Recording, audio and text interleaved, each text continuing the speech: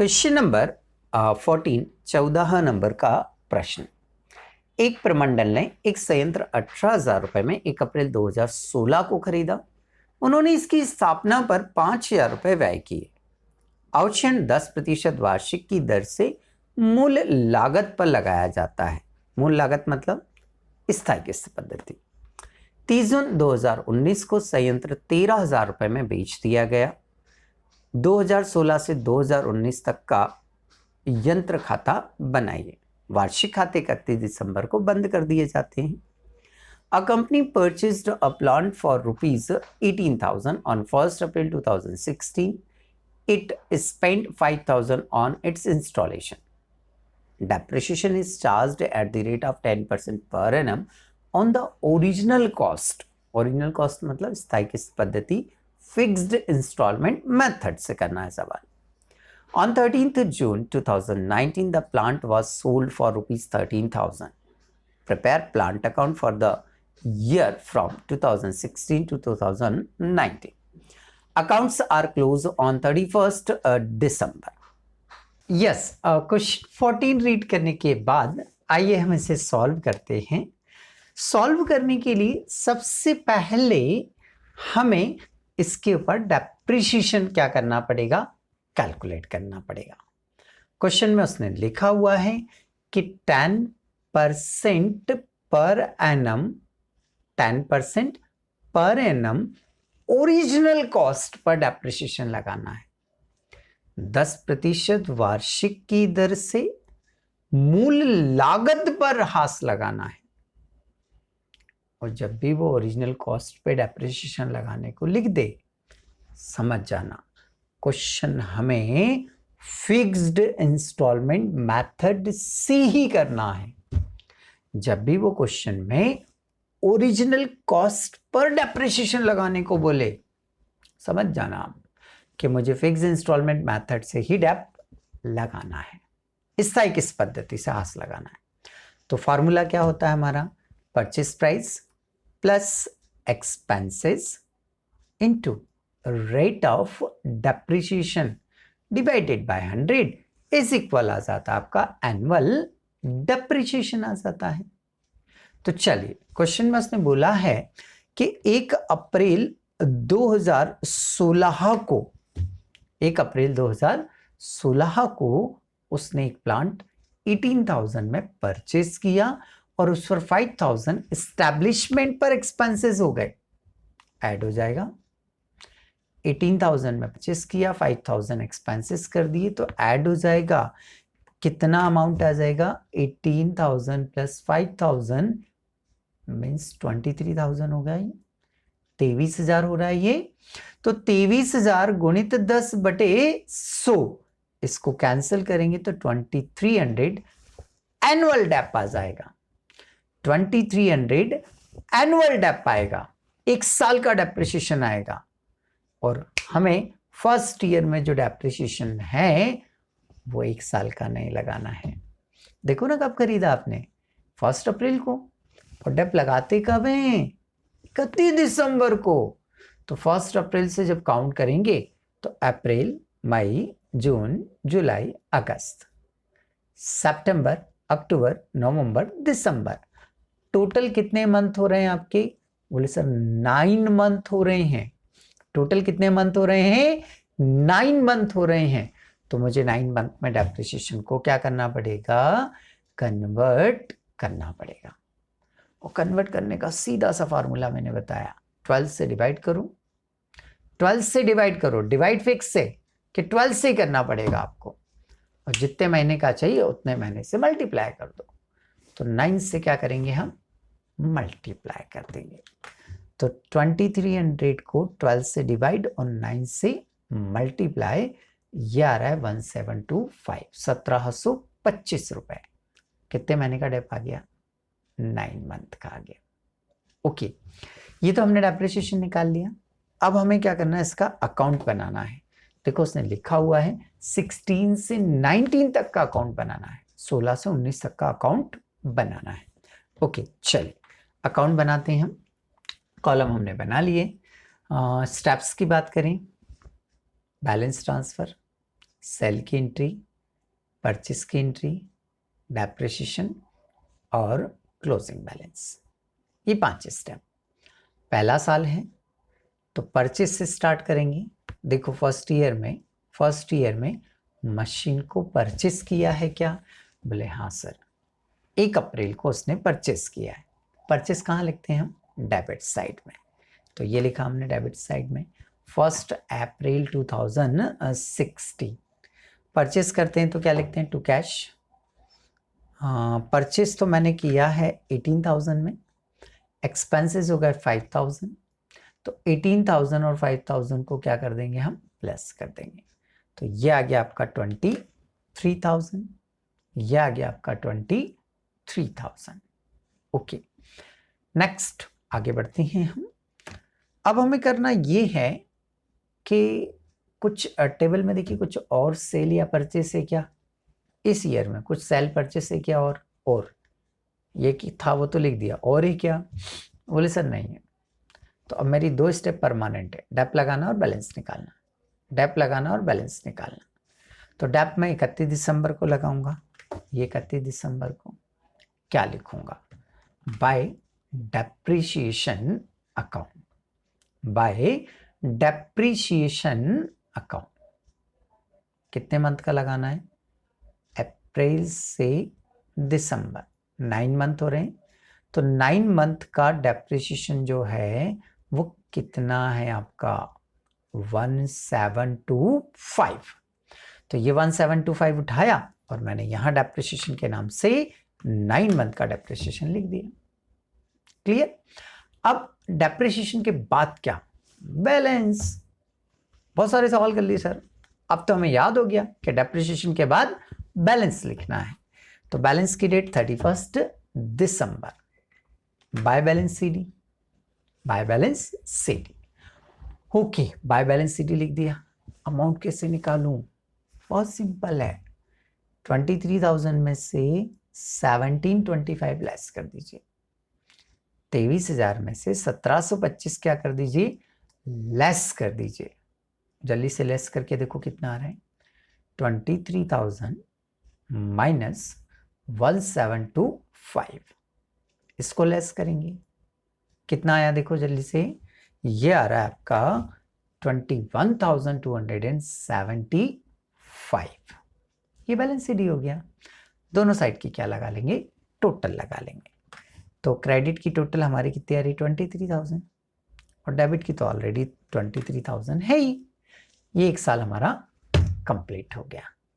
अब ये जो बैलेंस सीडी है इसको नेक्स्ट ईयर में 1 जनवरी 2017 को ट्रांसफर कर देंगे। ये ट्रांसफर करा हमने टू बैलेंस बीडी। अमाउंट कितना है? 21,275। तो ये लिखा 21,275। ओके, स्टेप मैं हर साल स्टेप पर जाना है मुझे, और कुछ नहीं करना है। पहली स्टेप बैलेंस ट्रांसफर करना था, हाँ मैंने कर दिया। दूसरी स्टेप सेल करना है। बोले सर मेरे सवाल में 17 में कोई सेल नहीं है, देख सकते हो आप स्क्रीन पर, 17 में कोई सेल नहीं है। परचेस करना है तो 17 में भी कोई परचेस नहीं है, 17 में भी कोई परचेस नहीं है।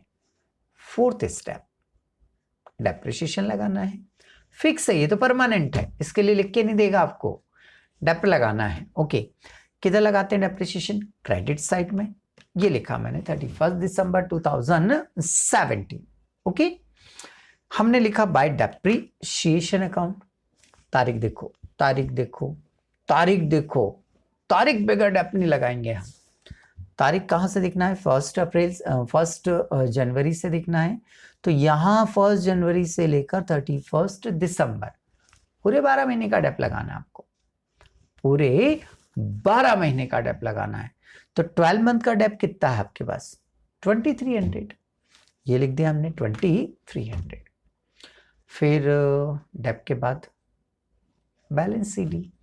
तो कैसे निकालूं? 2300 को 21,275 में से क्या करेंगे? लेस करेंगे। तो चलिए जल्दी से लेस करूं, 21,275 में से 2300 क्या करेंगे, लेस करेंगे। जो डिफरेंस आएगा वो क्रेडिट साइड में बैलेंस सीडी के नाम से लिखेंगे।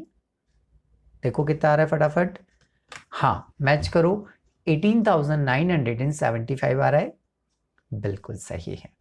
अब बैलेंस सीडी हुआ, मतलब मेरा 1 ईयर और कंप्लीट हो गया, तो चलो टोटल लगाते हैं हम। क्रेडिट साइड की टोटल आ रही है हमारी 21,275 और डेबिट की तो दिख ही रही है हमें, वही की वही है, तो यही की हमने फिर से लिख दी 21,275। एक साल और मेरा क्या हो गया, कंप्लीट हो गया। अब हम क्या करेंगे, ये जो बैलेंस है इसे नेक्स्ट ईयर में इधर क्या करेंगे, ट्रांसफर कर देंगे।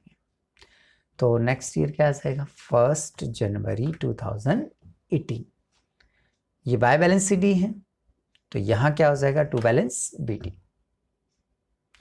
अमाउंट 18975 है, तो अमाउंट एज इट इज आएगा 18975।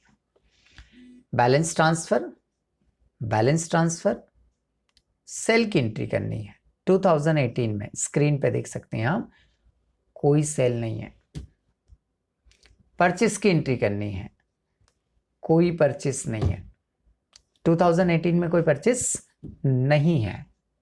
ओके, अब मुझे डैप लगाना है और बैलेंस निकालना है। तो डैप कहाँ लगता है, क्रेडिट साइड। अब तो रट गया होगा आपको, डैप कहाँ लगाना है, क्रेडिट साइड में। ये लिखा हमने 31 दिसंबर 2018 बाय डेप्रिसिएशन अकाउंट। तारीख देखना जरा, 1 जनवरी 2018 से 31 दिसंबर 2018 मीन्स क्लोजिंग डेट तक पूरे 12 महीने हो रहे हैं, तो पूरे 12 मंथ का डेप्रिसिएशन लगाऊंगा, और 12 मंथ का डेप्रिसिएशन जो फिक्स से है वो कितना है, 2300। तो ये लिखा मैंने 2300। फिर क्या करना है, बैलेंस निकालना है, तो सेम डेट पर बाय बैलेंस सीडी।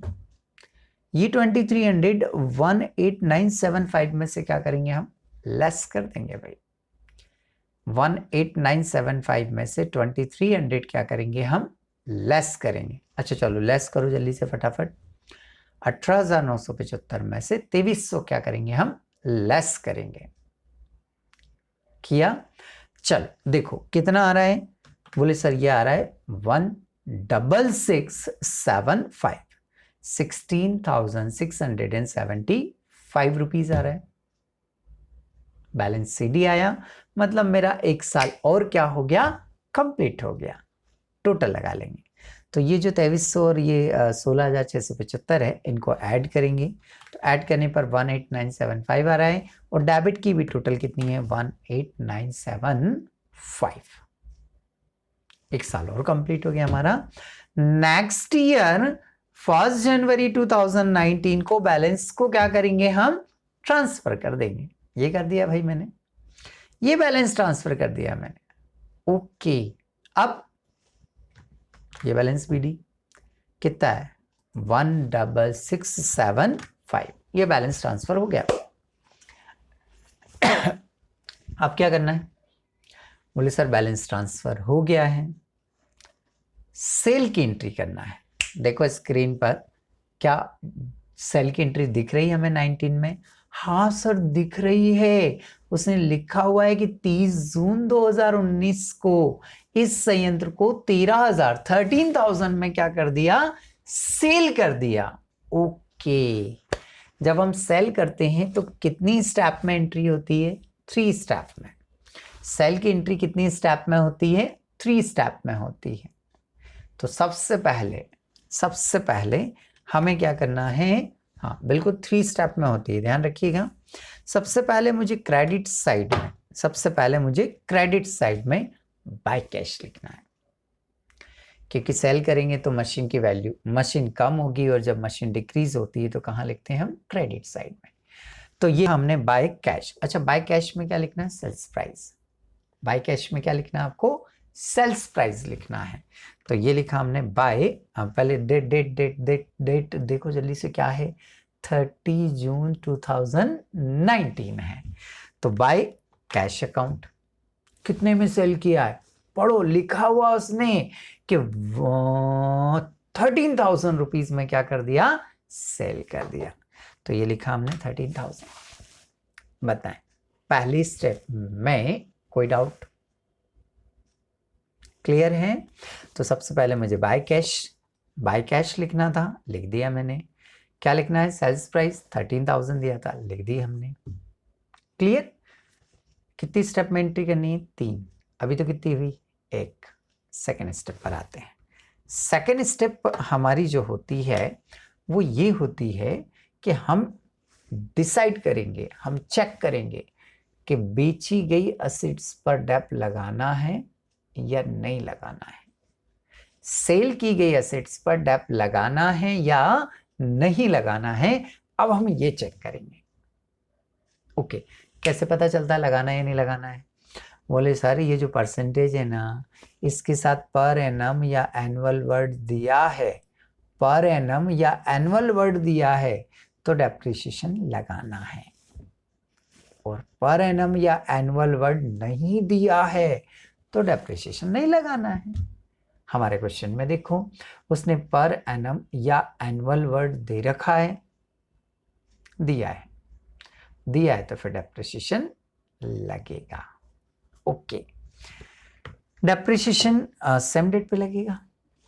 तो 1 जनवरी से 30 जून, 1 जनवरी से 30 जून कितने मंथ हो रहे हैं, 6 मंथ हो रहे हैं।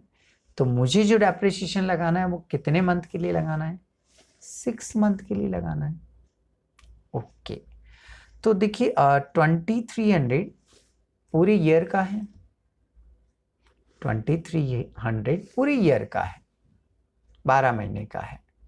इसको 6 मंथ में कन्वर्ट करना है। तो क्या करेंगे हम, 2300 इंटू 6, अभी तो 9 लिखा है बट हम कितना लिखेंगे फिर यहाँ पर 6 डिवाइडेड बाय 12, तो ये आ जाएगा 1150 रुपए। कितना आ जाएगा, 1150। तो ये जो 1150 है वो यहाँ डेप्रिसिएशन में क्या करेंगे, हम नोट डाउन करेंगे। अब 2 स्टेप हो गए हमारी। तीसरी स्टेप ये चेक करते हैं कि सेल की गई एसेट्स पे प्रॉफिट हो रहा है या लॉस हो रहा है। कैसे पता लगाएंगे हम कि प्रॉफिट हो रहा है या लॉस हो रहा है? और चलो, प्रॉफिट होगा तो किधर लिखेंगे, लॉस होगा तो किधर लिखेंगे? प्रॉफिट होगा तो डेबिट साइड लिखेंगे और लॉस होगा तो क्रेडिट साइड लिखेंगे। तो चलिए कैसे पता लगाएं हम प्रॉफिट हो रहा है या लॉस हो रहा है? हम एक काम करते हैं, ये 16,000 समथिंग कुछ की है और बेचने से 13,000 14,000 समथिंग कुछ मिल रहे हैं, तो लॉस ही होगा, लॉस ही होगा। और लॉस होगा तो कहाँ लिखेंगे हम, क्रेडिट साइड में। ओके, ये लिखा हमने सेम डेट पर। कौन से डेट पर, सेम डेट पर, by profit and loss account. कैसे निकालूं अमाउंट, कैसे निकालूं अमाउंट? बहुत सिंपल है, ये 13,000 और 1150 को ऐड कर लीजिए, 13,000 और 1150 को ऐड कर लीजिए, 14,150 हो रहे हैं। ये जो 14,150 आ रहे हैं वो 16,675 में से लेस कर दीजिए। 16,675 में से 14,150 क्या कर दीजिए आप, लेस कर दीजिए। तो जो डिफरेंस आएगा वो हमारा लॉस हो जाएगा। 2525 लॉस हो रहा है हमारा। भाई ज़्यादा की है और सेल आउट कम में हो रही है, लॉस ही होगा ना। और जब लॉस होता है तो कहाँ लिखते हैं हम, क्रेडिट साइड में। ये लिख दिया बाय P&L अकाउंट 2525, बराबर।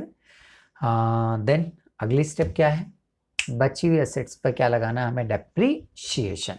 बोले सर कहाँ बची, एक ही तो मशीन थी। सर एक ही मशीन थी और उसको भी बेच दिया हमने, तो अब कोई मशीनें बची क्या, नहीं बची। तो अब मैं बची हुई एसेट्स पर कोई डेप लगाऊंगा ही नहीं मैं। अब मेरा सवाल यहीं पर क्या हो जाएगा, कंप्लीट हो जाएगा। लगा लेते हैं दोनों साइड की टोटल। क्रेडिट की जो टोटल आ रही है वो 16675 आ रही, डेबिट की टोटल लगाएंगे तो वो तो दिख ही रही है 16675 आ रही है। तो यहाँ आकर आपका ये जो क्वेश्चन है वो कंप्लीट हो जाता है।